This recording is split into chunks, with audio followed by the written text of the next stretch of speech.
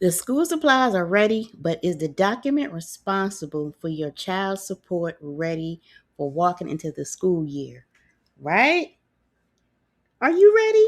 Because we've been doing a lot of shopping for school supplies. We have talked to our child about going back to school. For some of us, we're in school, but is the document that's going to turn your child's school year around ready?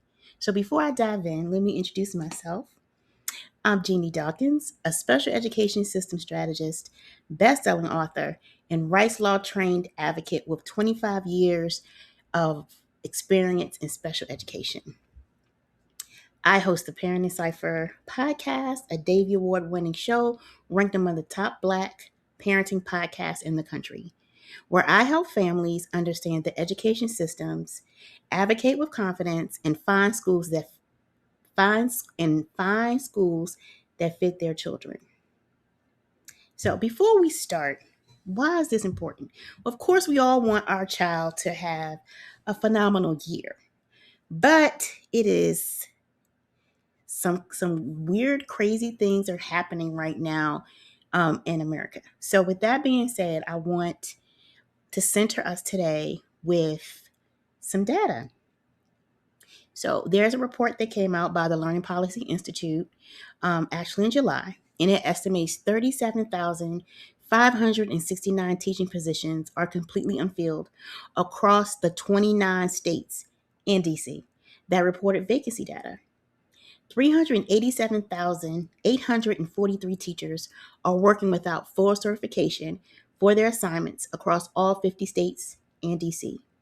Combined, at least 425,412 teaching positions are either vacant or being filled by someone who is not fully certified for the assignment. That's approximately 1 out of every 8 teaching positions in the country. Now let's sit with that for a minute. What does this mean to us in today's session? What it means is that even when there were teachers in positions, vacancies were filled in schools, when it came to special education, teachers and assistants, they always had vacancies. So now we're talking about a nationwide vacancy in teachers, period. This means that this school year is so important for us to center ourselves in our advocate chairs for our children. We are in a position this year where we need to ensure that our children are receiving the services and accommodations that they need to succeed. And to do that, we have to create partnerships. And part of a partnership, right, as partners, is that you have your seat and they have their seat.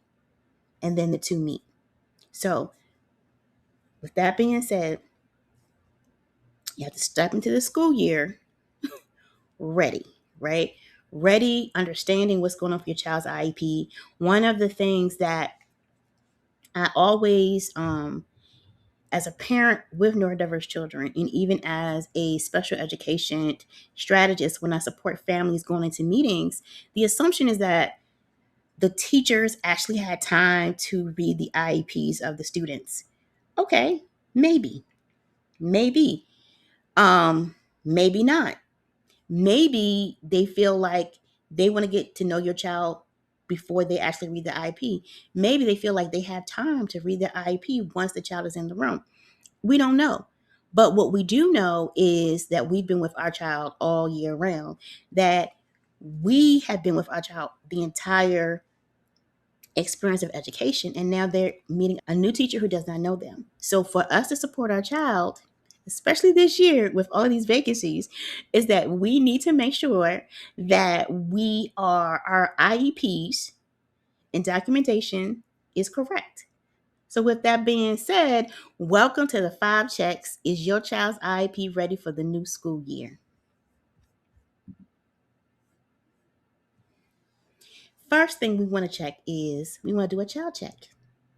Know your child. Well, of course you know your child, but this is the time of the year where we want to sit down and think about and document a couple of things that we've seen throughout the summer.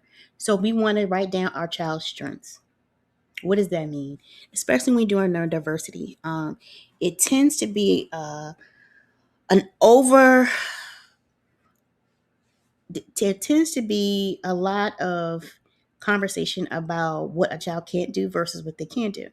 So when you're sitting and you are thinking of your child's strengths, what you want to think about is what are they good at? What do they like? So is your child a good talker? Like, are they able to explain things to you well? Are they able to write well? Are they the type of child that listens? Like, once you tell them something, they have it. They can repeat it right back to you. Are they good at math? Math is not always being sitting down doing 1+1 or your multiplication tables. If you are in the store and you're asking them questions like, if you have $5 and you buy 5 cans, how much is that? And they're able to do that. Those are strengths. So you want to write down your child's strengths. You want to write down what they need. So back in the day, they used to call it weaknesses, but we're going to call what they need. So your child may be good with reading, but they may need support in comprehension. So that's what you would write down for their need. You also want to notate their interests. What are the things are they interested in? Is it Legos? Right? Is it reading? Is it manga? Is it anime? What is something they're interested in that the teacher can connect with your child? Right? And then you also want to notate your current concerns in the IEP. So you want to review every section in the old IEP, old being before you left the school year, you were given a new IEP. Hopefully, fingers crossed. So you have your new IEP. As you're going through that IEP, you want to look through it through the lens I just provided you. You want to look at their needs. Is that noted in the IEP that was created in June? Was that noted in the IEP that was created in June? Their strengths. Do you see that as well? When you're reviewing your IEP, you want to look at how is your child presenting right now. It's been 3-4 months, depending on the state that you're in. So things have changed. Those are the things that you want to look at.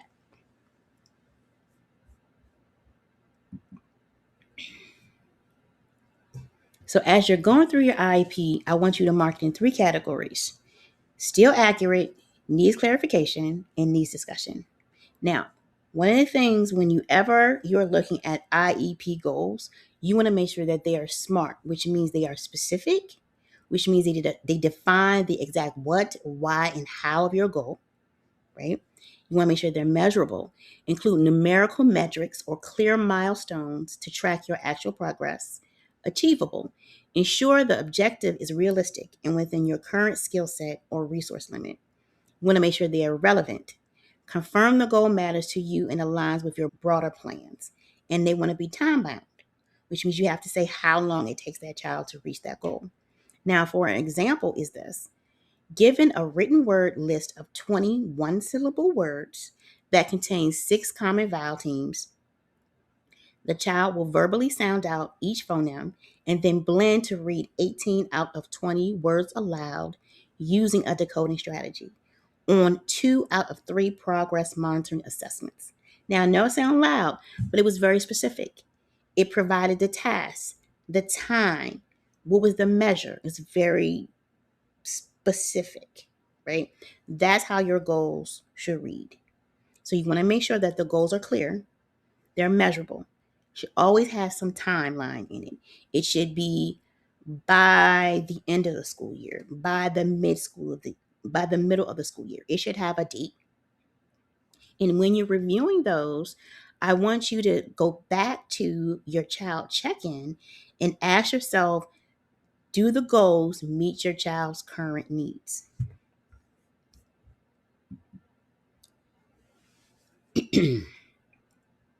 Now, support check-in. On the IEP, they will have services and accommodations. They'll also have modifications and related services clearly written. What does that look like? So what that looks like is if your child has reading intervention, The goal should state that the child will be taken to the reading specialist, let's say 3 times a week for 45 minutes. That's the accommodation for your child's reading goal. You want to make sure it's specific. You know how often they're taking your child out of the classroom, for how long they're taking your child out of the classroom.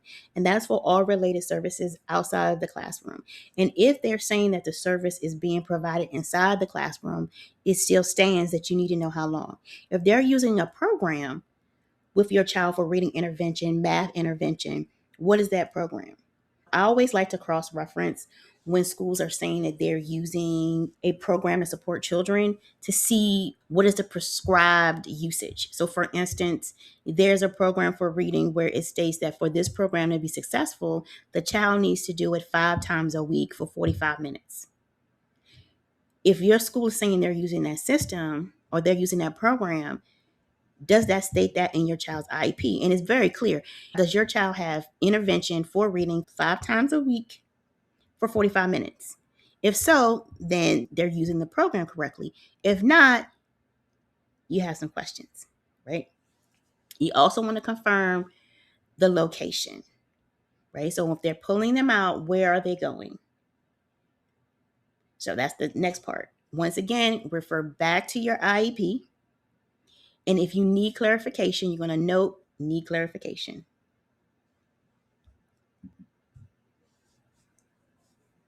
Now, evidence check. Documentation, one of my favorite things. It's my favorite thing, okay? Because documentation tells a story. What tends to happen in education settings is that they will only look at part of the story, but you have volumes, especially if your child is like 4th, 5th, 6th grade. You have a lot of documentation, but the most important documentation is the previous within the 2-year gap, right? But for this conversation, what we're going to look at is the previous school year report cards, right? Any observations? You'll have observations if your child has a BIP, a behavior intervention plan.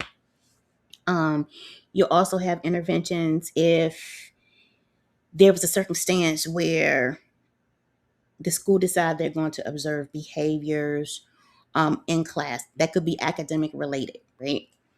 Progress notes. I always have to stop here because it's one of my favorite things, right? You should be receiving a progress note for your child's IEP goals separately from the report card. And if you do not have them, you can ask the school to provide that to you, okay? So you're going to be looking at the progress notes. You're going to look at anything, any provider information. And provider information is the occupational therapist, the speech therapist, anyone that is providing services to your child inside of school and outside of school.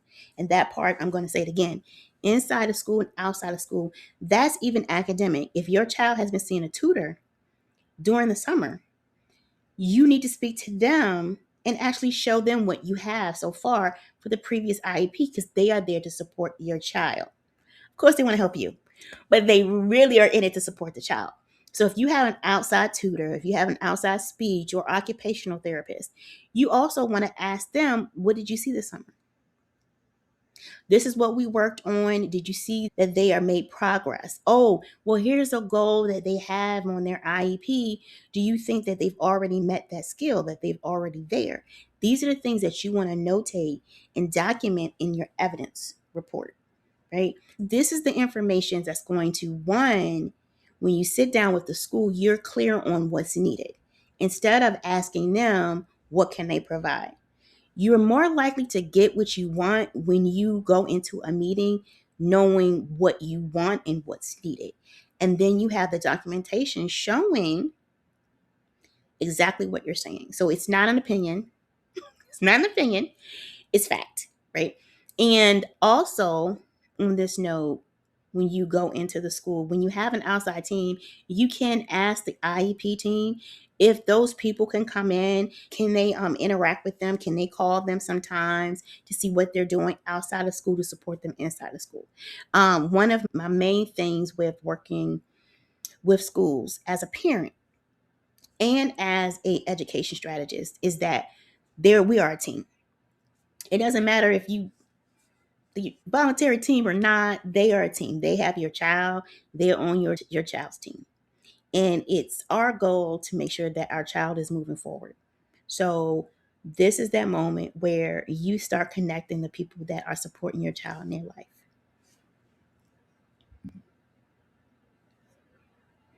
Now, see, people and date check, right? Know your team and your timeline. I can't tell you how often you meet people at the beginning of school year. You'll meet the teacher. You might meet the special education teacher. Usually they wait till back to school night, depending on the school. That could be weeks out. And you actually don't know anyone outside of maybe the main teacher.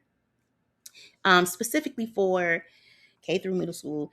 High school is a little bit different. It does have the same basis, but it's a little bit different just because it could be various subjects with different teachers. But once again, you have back to school night.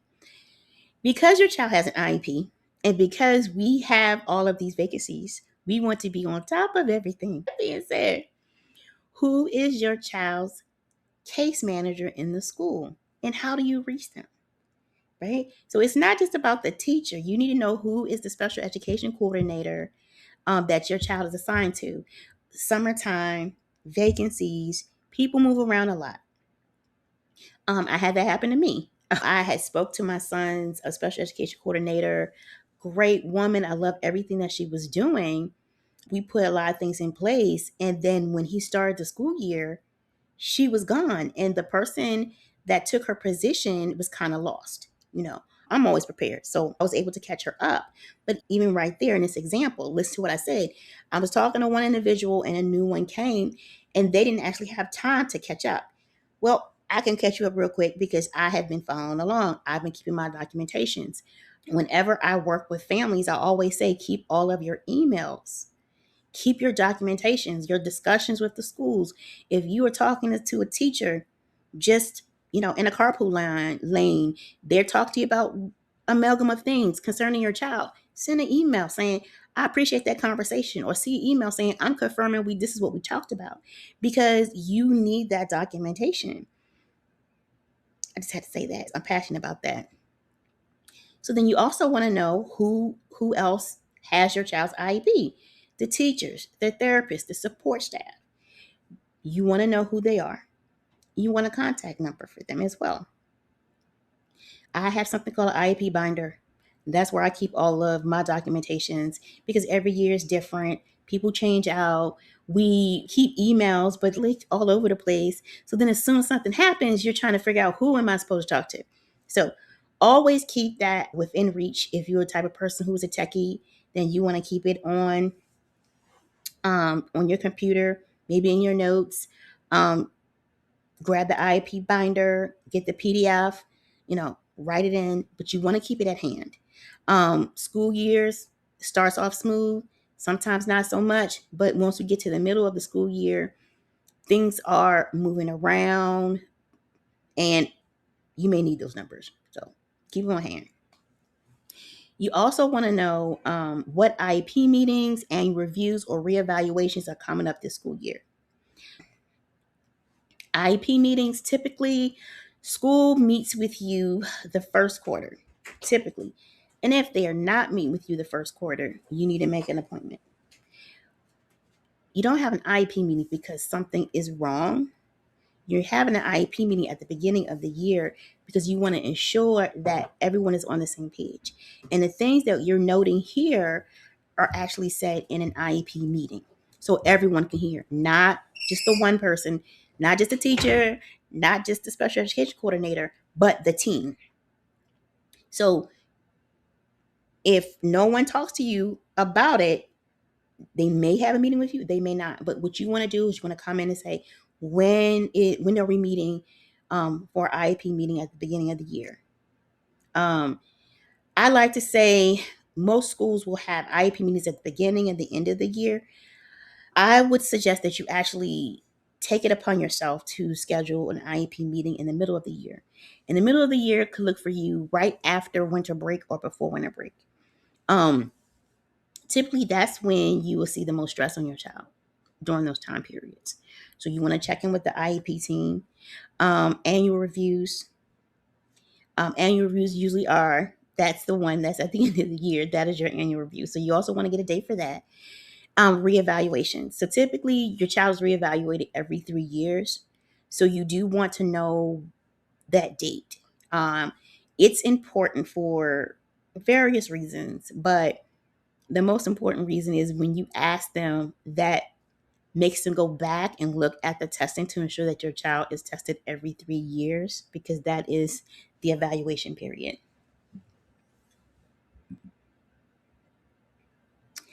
So that is the end of this presentation. And if you are ready for the next steps, you can get the free guide, 5 Secrets to Mastering the IEP Process. The link is in the description. And if you have any questions that you want to ask me, put them in the comments. Until next time, be patient with yourself and your child.